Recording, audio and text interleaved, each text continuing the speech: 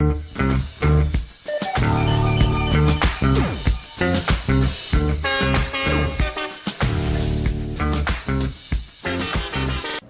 está começando mais um Penúltima, seu programa de entrevistas e debates aqui da TV UERJ Online, hoje com a presença de Raíssa Dias da Ian Vassoli. O nosso tema de hoje é pena de morte. Isso porque teve uma pesquisa feita nas capitais do Brasil recentemente que apontou que Recife foi a capital em que as pessoas mais votaram a favor da pena de morte para políticos corruptos, né? Foi um índice de 13%, bem alto, né, meninas? Com certeza. Para um país que não adota a pena de morte, é um índice bem alto, maior até que a média nacional, que foi de 9%. O que vocês acharam dessa pesquisa feita? Assim, a despeito de ser só os corruptos, os políticos corruptos, eu acho que a pena de morte não dá pra avaliar. Não dá pra avaliar o impacto que isso ia causar e não dá pra instituir. Assim, eu sou contra em qualquer dos casos. Eu também concordo com a Raíssa. Eu acho que, por mais terrível que seja o crime, eu acho que a pessoa pode acontecer de se reabilitar e mudar e ter outro comportamento. Eu acho que todo mundo merece uma chance. Eu acho que a mudança não tem que ser a instituição da pena de morte, sim mudança nos projetos públicos, antes da pessoa cometer o crime na infância e também depois, já que ela já cometeu, para reabilitação, para poder voltar para a sociedade. Até porque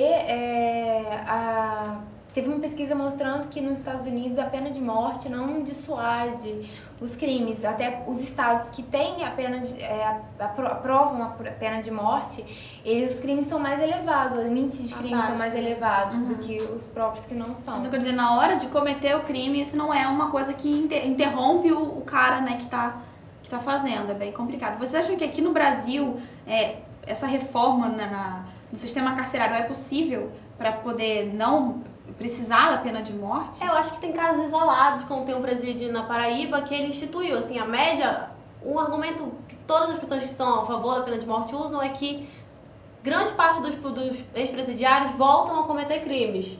A média é de 78%, mas nesse presídio que eu falei da Paraíba, eles fizeram um plano que, assim, colocavam os presidiários para trabalhar, apoio psicológico, eles a cada 3 dias trabalhados um a menos na conta deles.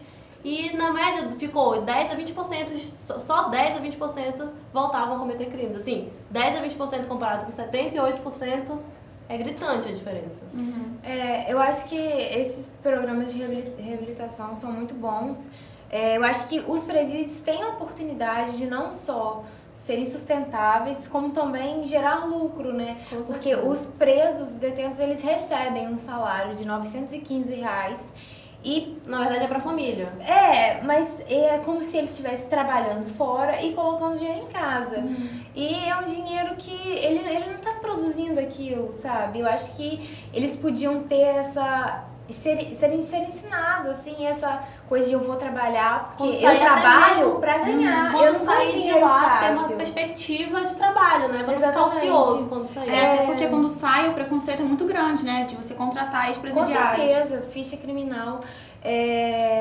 Pesa muito na hora de contratar alguém, a ficha criminal. Com certeza. E esses cursos profissionalizantes, então, acho que poderia ter uma educação, porque a maioria, eu creio que não tem uma educação básica ainda. Eu acho que 50% não concluiu o ensino 70%, fundamental. 70% não concluiu o ensino fundamental. No ensino fundamental. E prova de que os presídios podem ser lucrativos são que empresas privadas têm pegado a administração desses presídios ao invés do governo. O governo ele ajuda no policiamento, na sentença, né, do que acontecer com os delinquentes, que a pena.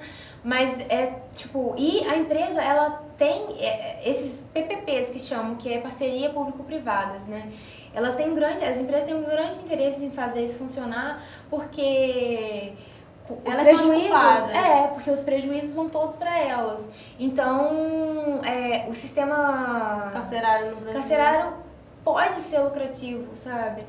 E a gente vai até ver que na mão do governo não tá dando nada certo, né? Um problema mais de gerência. São cenas super lotadas e sem nenhuma higiene, alimentação horrível, então é um tratamento desumano mesmo, né, gente? Sim. Bem complicado. E também, às vezes as pessoas falam, mas vamos matar todo mundo, colocar todo mundo... Eu já ouvi isso de uma amiga, não vou citar, colocar todo mundo no paredão e matar todo mundo, mas Tá, isso sim, mas isso não seria meio... Isso não seria adotado no Brasil, esse tipo de... Muito radical. Muito radical. No Brasil, a pena de morte não funciona, nem para político, nem para ninguém. A questão, acho que no Brasil não está na pena, e sim no cumprimento dela. É cumprir a pena, isso não é só para corrupto, não, para qualquer um nesse país.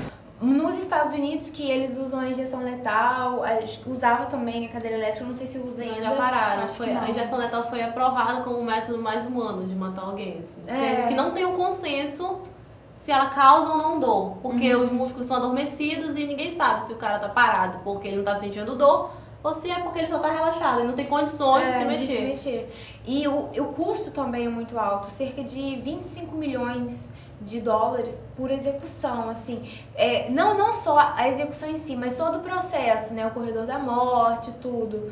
Então fica muito caro mesmo. Eu acho que os programas de reabilitação é a melhor opção, porque é mais barato, mais lucrativo e vai trazer uma... benefício a longo prazo. Benefício a longo prazo, não só para a sociedade, mas como para o próprio governo, né? Isso sem contar também no problema do preconceito, né? Com certeza. Que já é uma injustiça, óbvio, eu pelo menos vejo dessa forma, você condenar uma pessoa à morte. Mas é uma injustiça maior ainda você condenar uma pessoa à morte por determinadas características, né? Como a gente vê nos Estados Unidos, a maioria das pessoas que são condenadas são negras. 75%, na verdade, são de grupos excluídos. Latinos, negros, enfim, do Oriente. Maioria não são brancos. Né? Então dá pra perceber que não é realmente uma pena justa, né? Imparcial, digamos assim, é bem complicado. E instituir isso aqui no Brasil seria inviável. Além do sistema de justiça falho que nós temos, 78% também dos presos daqui são de grupos excluídos. Negros, que não concluíram o ensino fundamental, baixa escolaridade ou analfabetos. Mas isso vem de um longo histórico, né? As pessoas com menos estudo, querendo ou não, ainda são os negros e os reprimidos, né, a longo prazo na história. E por isso que eu acho que a educação e a reabilitação seriam o ideal para resolver a situação. Seria uma reforma mesmo de base, né? Educação, economia, emprego, enfim. Tem muitas outras questões, né, gente? Isso mesmo. E sobre os modos de morte, o que você acha? Porque atualmente é injeção. Antigamente era cadeira elétrica, tem até um filme que é A Espera de um Milagre, que mostra como é o processo, super estranho, né?